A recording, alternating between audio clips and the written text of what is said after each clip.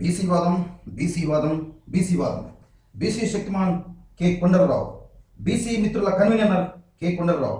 ఈ శతాబ్ది బీసీవాదం, page number 318, lesson number 96. Lesson 96, private రిజర్వేషన్లు బీసీలకు వర్తించవా.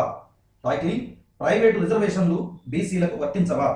ఆర్థిక సంస్కరణల్లో భాగంగా ప్రపంచీకరణ, ప్రైవేటీకరణ ఊపందుకున్న తర్వాత ప్రభుత్వ శాఖల్లో, పబ్లిక్ రంగ సంస్థల్లో ఉపాధి అవకాశాలు గణనీయంగా కుంచుకుపోవడం కొనసాగుతూ వస్తున్నది.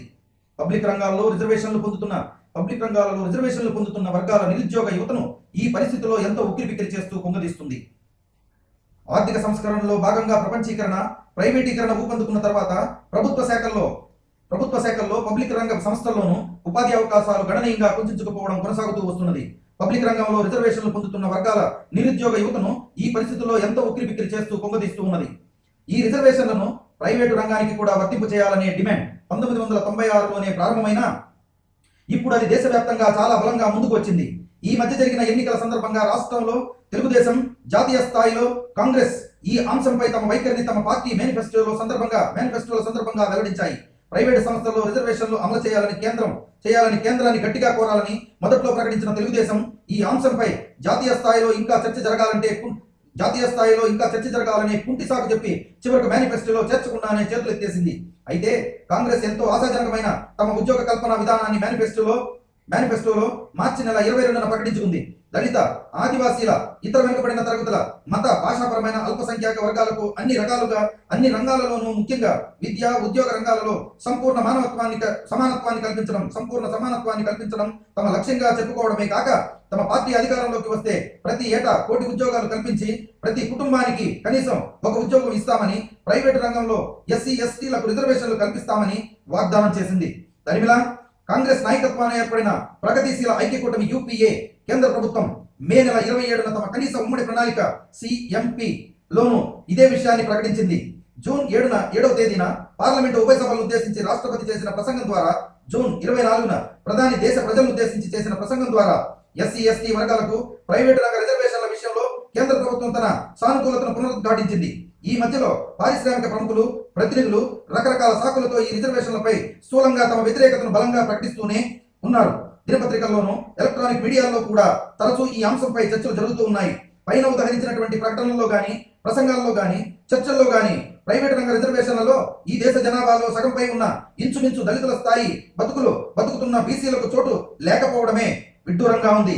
విద్య, ఉద్యోగాది అన్ని రంగాలలోనూ ఎస్సీ, ఎస్టీ, బీసీ మైనారిటీలకు పూర్తి సమాన అవకాశాలు కల్పించడం తమ పాలనా విధానాన్ని నియంత్రించే 6 మూల సూత్రాలలో ఒకటిగా తమ సిఎంపిలో ప్రకటించుకున్న యూపీఏ ప్రభుత్వం ప్రైవేటు రంగంలో రిజర్వేషన్ల విషయంలో కేవలం ఎస్సీ, ఎస్టీలకు మాత్రమే ప్రస్తావించడం, బీసీలను పూర్తిగా విస్మరించడం ఒకదానికొకటి పొంతన లేని విషయంగా దారుణ వివక్షతో కూడిన అన్యాయం.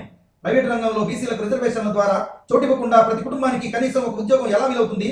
ఇదే కాంగ్రెస్ నాయకత్వాన్ని నడుస్తున్న మహారాష్ట్ర ప్రభుత్వం చట్టం ద్వారా నిర్ణయించిన 52% ప్రైవేటు రంగ రిజర్వేషన్ల తామాషా సూత్రం మేరకు ఎస్సీలకు 13%, ఎస్టీలకు 7%, డినోటిఫైడ్ ట్రైబ్స్ కు 3%, సంచార తెగలకు 8%, బీసీలకు 21% పంచగా కేంద్ర ప్రభుత్వం బీసీల ఊస ఎత్తకపోవడం ద్వంద్వైఖరి కాదా?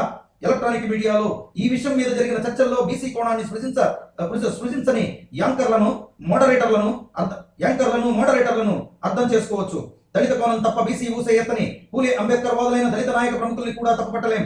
అయితే అవే వేదికల్లో పాల్గొని బీసీల గురించి ప్రస్తావించని పేరు మోసిన బీసీ వర్గ మేధావులు, నాయకులు తన్ను మాలిన ధర్మాన్ని ఎలా అర్థం చేసుకోవాలో బీసీలను నిలదీయాలి. ఈ అసంబద్ధ స్థితి నుంచి నిబద్ధతాయుత విధానాన్ని స్పష్టీకరించుకోవడానికి, ప్రైవేటు రంగంలో రిజర్వేషన్ల అవసరాన్ని రుజువు చేయడానికి, ఈ రిజర్వేషన్లకు ఎవరెవరికి ఏ మేరకు న్యాయమైన అర్హత ఉందో తెలుసుకోవడానికి ఈ రిజర్వేషన్ల డిమాండ్కు దారితీసిన పూర్వ నేపథ్యాన్ని క్లుప్తంగా పరిశీలించాలి.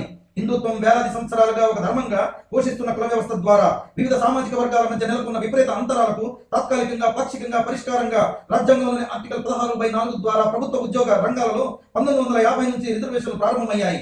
ఈ ప్రారంభ దశలో దళిత, ఎస్సీ, ఎస్టీలు, ఓబీసీ వర్గాల మధ్య ఉద్యోగ ప్రాతినిధ్య స్థాయి ఇంచుమించు ఒకే అధ్వాన స్థితిలో ఉండినప్పటికీ దళిత వర్గాలకు మాత్రమే వారి జనాభా తమాషా మేరకు మొదటి నుంచి రిజర్వేషన్లు కల్పించి ఓబీసీలకు 1994 వరకు ఎగ్గొట్టారు. ఓబీసీలకు 1994 వరకు ఎగ్గొట్టారు. మొదటి నుంచి లబ్ధి పొందుతున్న దళిత వర్గాలకు ఈనాటికి లేని క్రిమిలేయర్ కళ్యాణ్ని 1994లో ప్రారంభ దశ నుంచే ఓబీసీలకు మాత్రమే ప్రత్యేకంగా తగిలించారు. మరొకసారి ఓబీసీలకు 1994 వరకు ఎగ్గొట్టారు. మొదటి నుంచి లబ్ధి పొందుతున్న దళిత వర్గాలకు ఈనాటికి లేని క్రిమిలేయర్ కళ్యాణ్ని 1994లో బీసీలకు ప్రాధాన్య దశ నుంచే ఓబీసీలకు మాత్రమే ప్రత్యేకంగా తగిలించారు. ఓబీసీలకు వచ్చిన రిజర్వేషన్లను వారి జనాభా తమాషాన 52% మేరకు కాక 27%కే పరిమితం చేసి ఇచ్చారు. దీన్ని సమర్థించుకోవడానికి మొత్తం రిజర్వేషన్లను దళితులకు 22.5%, ఓబీసీలకు 27%, 50% సీలింగ్ దాటకూడదన్నారు.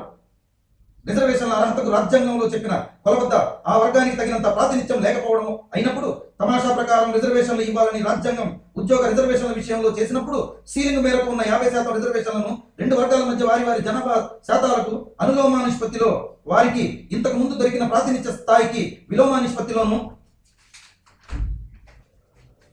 పంచడం న్యాయమవుతుందని కానీ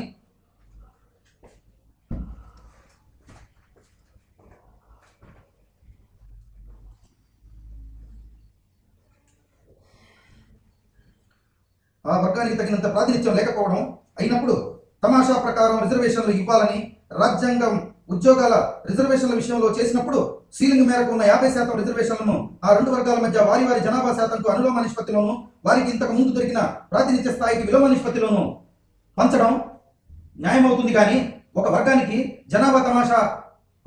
జనాభా తమాషాన మొదటి నుంచి ఇస్తూ మరొకరికి రిజర్వేషన్లు ప్రారంభించిన 44 సంవత్సరాల తర్వాత తామాషాలో సగం మేరకే ఇవ్వడం న్యాయమైన వివక్షత కాదా, అన్యాయమైన వివక్షత కాదా? ఒక వర్గానికి జనాభా తమాషా మొదటి నుంచి ఇస్తూ మరొక వర్గానికి రిజర్వేషన్లు ప్రారంభించిన 44 సంవత్సరాల తర్వాత తామాషాలో సగం మేరకు ఇవ్వడం అన్యాయమైన వివక్షత కాదా? ఈ దేశంలో అత్యధిక జనాభా కలిగినటువంటి బీసీలు చైతన్యమై సంఘటితమైతే రాజ్యాధికారంతో పాటు అన్ని రంగాల్లోనూ తమ ఆధిపత్యానికి గండిపడుతుందని 15% దాటని అగ్రకులాలకు బాగా తెలుసు. దళిత వర్గం, బీసీ వర్గం కలిసి బహుజన వర్గంగా ఎదిగిన తమ ఆధిపత్యానికి మరీ ప్రమాదమని వీరికి తెలుసు. ఈ దేశంలో అత్యధిక జనాభా కలిగిన బీసీలు చైతన్యమై సంఘటితమైతే రాజ్యాధికారంతో పాటు అన్ని రంగాలలోనూ తమ ఆధిపత్యానికి గండిపడుతుందని 15% దాటని అగ్రకులాలకు బాగా తెలుసు. దళిత వర్గం, బీసీ వర్గం కలిసి బహుజన వర్గంగా ఎదిగిన తమ ఆధిపత్యానికి మరీ ప్రమాదకరమని కూడా వీరికి తెలుసు. సంఖ్యాపరంగా 25% దాటని దళిత వర్గం ఎంత సంఘటితమైన తమ ఆధిపత్యానికి అంత ప్రమాదం కాదు కనుక పైగా వారి సహకారంతో బీసీలను నియంత్రించడం సులువు గనుక అగ్రకులాలు వారి పార్టీలు దళితుల విషయంలో కొంత ఔదార్యం ప్రదర్శిస్తూ ఉంటారు. అందుచేత దళితులు బీసీలు కలవకుండా, బీసీలు సంఘటితం కాకుండా, అభివృద్ధి చెందకుండా అగ్రకులాలు చేయగలిగినంత చేస్తూనే ఉంటారు. దళితులపై ఉదార వైఖరి గాని, బీసీలపై అణిచివేత వైఖరి గాని, బీసీల చైతన్య రాహిత్యాన్ని, అమాయకత్వాన్ని వాడుకుని వారిని రెచ్చగొట్టి దళితుల మీదకు దాడులను ప్రోత్సహించే వైఖరిని ఈ ఎత్తుగడల్లో భాగమే. బీసీల మీద దళితుల అసహనం, గుర్రు ఈ చట్టం నుంచి పుట్టిందే. మరోసారి ఈ దేశంలో అత్యధిక జనాభా కలిగిన బీసీలు చైతన్యమైతే సంఘటితమైతే రాజ్యాధికారంతో పాటు అన్ని రంగాలలో తమ ఆధిపత్యానికి గండిపడుతుందని 15% దాటని అగ్రకులాలకు బాగా తెలుసు. దళిత వర్గం, బీసీ వర్గం కలిసి బహుజన వర్గంగా ఎదిగిన తమ ఆధిపత్యానికి మరీ ప్రమాదకరమని కూడా వీరికి తెలుసు. సంఖ్యాపరంగా 25% దాటని దళిత వర్గం ఎంత సంఘటితమైన తమ ఆధిపత్యానికి అంత ప్రమాదం కాదు కనుక పైగా వారి సహకారంతో బీసీలను నియంత్రించడం సులువు కనుక అగ్రకుల వారి పార్టీలు దళితుల విషయంలో కొంత ఔదార్యం ప్రదర్శిస్తూ ఉంటారు. అందుచేత దళితులు బీసీలు కలవకుండా, బీసీలు సంఘటితం కాకుండా, అభివృద్ధి చెందకుండా అగ్రకులాలు చేయగలిగినంత చేస్తూనే ఉంటాయి. దళితులపై ఉదార వైఖరి గాని, బీసీలపై అణిచివేత వైఖరి గాని, బీసీల చైతన్య రాహిత్యాన్ని, అమాయకత్వాన్ని వాడుకుని వారిని రెచ్చగొట్టి దళితుల మీదకు దాడులకు ప్రోత్సహించే వైఖరి గాని ఈ ఎత్తుగడల్లో భాగమే. బీసీల మీద దళితుల అసహనం, గుర్రు ఈ చట్టం నుంచి పుట్టింది. ఆగస్టు 1990లో అప్పటి ప్రధాని విపి సింగ్ కేంద్ర ఉద్యోగ రంగంలో బీసీలకు 27% రిజర్వేషన్లు కల్పిస్తూ జారీ చేసిన ఉత్తర్వుల సందర్భంగా అగ్రకులాల ఆధిపత్యాన దేశవ్యాప్తంగా నడిచిన ఉధృత అల్లకొల్లమైతేనేమి, మండల ప్రభావం పనిచేయకుండా బీసీలు సామాజికంగా సంఘటితం కాకుండా హిందుత్వ మత్తును వేసి రామ మందిరం వైపు బీసీలను మళ్లించి బీసీలకు కొంత న్యాయం చేయ ప్రయత్నించిన విపి సింగ్ కు గుణపాఠం చెప్పడానికి అద్వానీ దరిమిలా నడిపిన రథయాత్ర ఎత్తుగడ అయితేనేమి, ఇది ఆర్థిక సంస్కరణలు, ప్రపంచీకరణ, ప్రైవేటీకరణల పేరు మీద ప్రభుత్వ శాఖల్లో పబ్లిక్ రంగ సంస్థల్లోనూ ఉద్యోగాలను కుంచింపజేసి ఇప్పుడే రిజర్వేషన్లు అందుకోపోతున్న బీసీలకు చావు దెబ్బ తీయడంలో పివి నరసింహారావు, వాజ్పేయిల వైఖరి అయితేనేమి, కుంచుకుపోగా మిగిలిన కొన్ని అవకాశాలనైనా అసలు బీసీలకు అందకుండా జాట్ల లాంటి వందలాది వృద్ధి చెందిన కులాలను ఓబీసీ జాబితాలో కొత్తగా చేర్చడమైతేనేమి, ఈ ఆలోచన చట్టకుట్రలోని విడివిడిగా వాస్తవ భాగాలే. ఆగస్టు 1995లో అప్పటి ప్రధాని విపి సింగ్ కేంద్ర ఉద్యోగ రంగంలో బీసీలకు 27% రిజర్వేషన్లు కల్పిస్తూ జారీ చేసిన ఉత్తర్వులు సందర్భంగా అగ్రకులాల ఆధిపత్యాన్ని దేశవ్యాప్తంగా నడిచిన ఉధృత అల్లకల్లోలమైతేనేమి మండల ప్రభావం పనిచేయకుండా బీసీల సామాజికంగా సంఘటితం కాకుండా హిందుత్వ మద్దతును వేసి రామమందిరం వైపు బీసీలను మండించి బీసీలకు కొంత అన్యాయం చేయ ప్రయత్నించిన విపి సింగ్ గుణపాఠం చెప్పడానికి అద్వానీ ధర్మిలా నడిపిన రథయాత్ర ఎత్తుగడ అయితేనేమి ఆర్థిక సంస్కరణలు ప్రపంచీకరణ ప్రైవేటీకరణ పేరు మీద ప్రభుత్వ ఉద్యోగులు ప్రభుత్వ శాఖల్లో పబ్లిక్ రంగ సంస్థల్లోనూ ఉద్యోగాలను కుంచిపజేసి అప్పుడే రిజర్వేషన్లను అందుకోబోతున్న బీసీలను చావదెబ్బ తీయడంలో పివి నరసింహారావు వాజ్పేయిల వైఖరులు అయితేనేమి కుంచుకుపోగా మిగిలిన కొన్ని అవకాశాలనైనా అసలు బీసీలకు అందకుండా జాట్ల లాంటి వందలాది వృద్ధి చెందిన అగ్రకులాలు ఓబీసీ జాబితాలో కొత్తగా చేర్చడం అయితేనేమి ఆపై ఆలోచన చట్ల కుట్రలోని విడివిడి వాస్తవ భాగాలే దళిత బీసీ వర్గాల విషయంలో గత 54 సంవత్సరాలుగా నడిచిన అగ్రకులాధిపత్య పాలన యంత్రంగా కుట్రపూరితమైన ద్వంద్వ వైఖరి కారణంగా నెలకొన్న వాస్తవాలు కొన్ని గుణాంకాల వివరాలతో అర్థం చేసుకోవచ్చు. అన్ని ప్రభుత్వ శాఖల పబ్లిక్ రంగ సంస్థల అన్ని స్థాయిల మొత్తంలో ఉద్యోగాలలో 22.5% జనాభా కలిగిన ఎస్సీ ఎస్టీల ప్రాతినిధ్యం 1980 నాటికి 18.72% ఉండగా 52% జనాభా కలిగినటువంటి బీసీల ప్రాతినిధ్యం కేవలం 12.55%కే పరిమితమైపోయింది. అంటే ఆనాటి దళితులకు 83% న్యాయం జరుగుతుండగా ఓబీసీలకు 24.13% మేరకే న్యాయం జరిగి ఎంతగా నష్టపోయారో స్పష్టమవుతూనే ఉంది. కేవలం ప్రభుత్వ శాఖల వరకే విశ్లేషిస్తే క్లాస్ 1 శాఖ, క్లాస్ 1, క్లాస్ 2, క్లాస్ 3, క్లాస్ 4 సర్వీసులలో 1961 నాటికి వరుసగా 1.44, 2.45, 7.49, 17.19%గా ఉండిన ఎస్సీల ప్రాతినిధ్యం 1.1, 1990 నాటికి 11.29గా 12.68, 15.78, 19.99% పెరిగింది. 1961 నాటికే క్లాస్ 4 సర్వీసుల్లో వారికి చెందాల్సినటువంటి దానికి మించే ఉన్నారు 1.11. 1999 నాటికి క్లాస్ 3 సర్వీసుల్లో అదే పరిస్థితి. అదే నాటికి క్లాస్ 1 సర్వీసుల్లో కూడా చెందాల్సిన దాంట్లో 75% పైన క్లాస్ 2 సర్వీసుల్లో 84.5% వరకు ప్రాతినిధ్యం దొరకగా ఓబీసీలతో పోలిస్తే వీరికి జరుగుతున్న అన్యాయం ఏ మేరకు ఏ వాటిది? 1980 నాటికి ప్రభుత్వ శాఖల్లో క్లాస్ 1, క్లాస్ 2, క్లాస్ 3.4 కలిసి బీసీల 3.4 కలిసి బీసీల ప్రాతినిధ్యం వరుసగా 2.59, 3.98, 8.41%కే పరిమితమైంది. 1994 వరకు వీరికి రిజర్వేషన్ లేని కారణం చేత 1990 నుంచి ఉద్యోగ అవకాశాలు విపరీతంగా కుంచుకుపోయిన కారణం చేత పై ప్రాతినిధ్య స్థాయికి నేటికి 1-2% మించి పెరిగే అవకాశం లేదు. రిజర్వేషన్ల అమలుకు పర్యవేక్షించి నివేదికలు తయారు చేయడానికి దళిత వర్గాలకున్న జాతీయ స్థాయి కమిషన్ బీసీలకు లేని కారణం చేత సాధికారకమైన పూర్తి స్థాయి గణాంకాలు 1980 తర్వాత సామాన్యులకు అందుబాటులో లేవు. ఇది బీసీల పరిస్థితి. స్వతంత్రం వచ్చిన తర్వాత బీసీలపై జరుగుతున్న అన్యాయాలు అణిచివేత కేవలం ఉద్యోగాలకే పరిమితం కాలేదు. మండల సిఫారసు చేసినప్పటికీ కేంద్ర విద్యా సంస్థల్లో ప్రమోషన్లలోనూ ఈనాటికి బీసీలకు రిజర్వేషన్లు లేవు. చట్టసభల్లో రిజర్వేషన్లు లేవు. క్రిమి లేయర్ సైంధవుని బీసీలకి అడ్డం పెడుతున్నారు. వీరికి స్పెషల్ కాంపోనెంట్ ప్లాన్లు లేవు. వీరికి సంక్షేమ బడ్జెట్ కేటాయింపులు కంటితో రిజర్వేషన్ల గతంలో ఎగతాళి చేసి వ్యతిరేకించిన వందలాది అగ్రకులాల బీసీల జాబితాలో తమ రాజకీయ ప్రాధాన్యాన్ని ఉపయోగించి చేరిపోతున్నారు. రాజ్యాంగ రచనా ప్రక్రియలో బీసీలకు భాగస్వామ్యం లేదు. రాజ్యాంగ చట్టసభల్లో చర్చల్లో వీరి సమస్యలు బలంగా ప్రాతినిధ్యం వహించేవారు లేరు. 50 సంవత్సరాల రాజ్యాంగంలో పనితీరు సమీక్షించిన జాతీయ సంఘం వీరికి ప్రాతినిధ్యం లేదు. ఆంధ్రప్రదేశ్ దళిత వర్గానికి చెందిన 2 మాజీ ఉన్నత న్యాయమూర్తుల ఆధ్వర్యంలో రాజ్యాంగ సమీక్ష సంఘానికి ఒక సంఘంగా పనిచేసి సామాజిక ఆర్థిక అభివృద్ధి సలహా సంఘం చట్టసభల్లో స్త్రీలకు రిజర్వేషన్ల అవసరం మీద సిఫార్సు చేసింది కానీ బీసీలకు కీలకమైన అవసరాన్ని పరిశీలించకుండా పూర్తిగా మౌనం పాటించింది. బీసీలకు జరిగిన అన్యాయాల్లో ఇది మొదటి స్థాయి అన్యాయం. ఇలాంటి అన్యాయాలు దళితులకు బీసీలకు నుంచి ఏనాడు జరగలేదు. ప్రజలు వ్యతిరేకిస్తున్న ప్రైవేటీకరణ ముప్పునకు ముందు దళితుల భాగం తమాషా మేరకు వారికి పూర్తిగా లభించింది.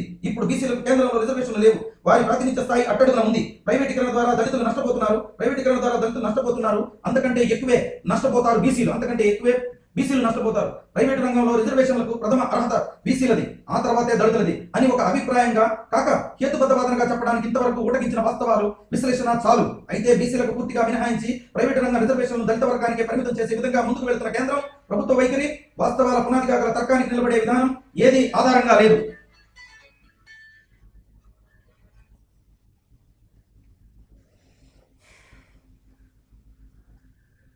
అయితే ఆ తర్వాత దళితులది అని ఒక అభిప్రాయం కాక హేతుబద్ధవాదనగా చెప్పడానికి ఇంతవరకు ఉటగించిన వాస్తవాలు చాలు, విశ్లేషణలు చాలు. అయితే బీసీలను పూర్తిగా మినహాయించి ప్రైవేటు రంగ రిజర్వేషన్లను దళిత వర్గానికి పరిమితం చేసే విధంగా ముందుకు వెళుతున్న కేంద్రం ప్రభుత్వ వైఖరి వాస్తవాల పునాదులు గల తీర్మానానికి నిలబడే విధానం ఏది ఆధారంగా లేదు. వారు సిఎంపిలో ప్రకటించిన మూల సూత్రాల స్ఫూర్తికి మహారాష్ట్ర కాంగ్రెస్ ప్రభుత్వం విధానానికి ఇది పూర్తి విరుద్ధం. బహుజన వర్గాల మధ్య చిచ్చు, బీసీల అణిచివేత కొనసాగింపు కుట్ర అంతర్లీనంగా ఈ వైఖరిలో కనిపిస్తూ ఉంది. ఇది మంచిది కాదు. దీన్ని తక్షణం సవరించుకోవాలి.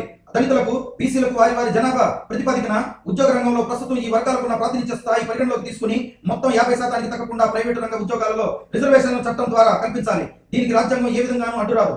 రాజ్యాంగ స్ఫూర్తికి దీన్ని పూర్తిగా సమర్థిస్తుంది. ఇది తక్షణం జరగకపోతే ప్రైవేట్ రంగంలో ఓబీసీల రిజర్వేషన్లు సిఫారసు చేసిన మండల్ మరలా తెర మీదకు వస్తాడు. ఐదు రాష్ట్రాల్లో త్వరలో జరగబోయే ఎన్నికల్లో నాటికి మరో రూపంలో తన పని తాము చేస్తాడు. The Indian manager he's social origin and career అనే శీర్షికలో సార్వజైన్ అనబడినటువంటి ఒక పరిశోధకుడు ప్రకటించిన ఒక అధ్యయన నివేదిక ప్రకారం ప్రైవేట్ రంగంలో మేనేజీరియల్ స్థాయి ఉద్యోగాలు మొత్తం బ్రాహ్మణ బనియాల గుత్తాధిపత్యంలోనే ఉన్నవనేది స్పష్టమవుతుంది.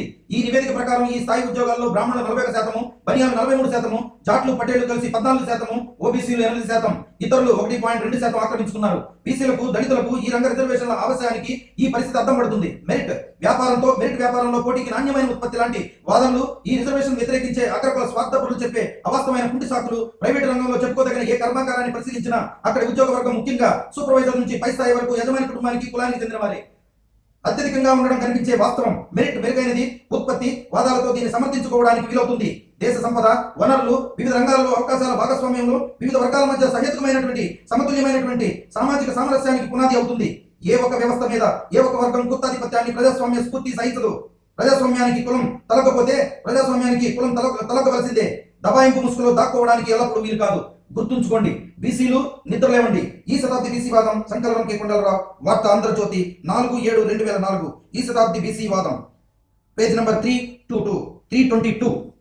Reading by Nishant Tarakaram, BBPB, national BC షెక్మాన్ సంఘం. Thank you very much.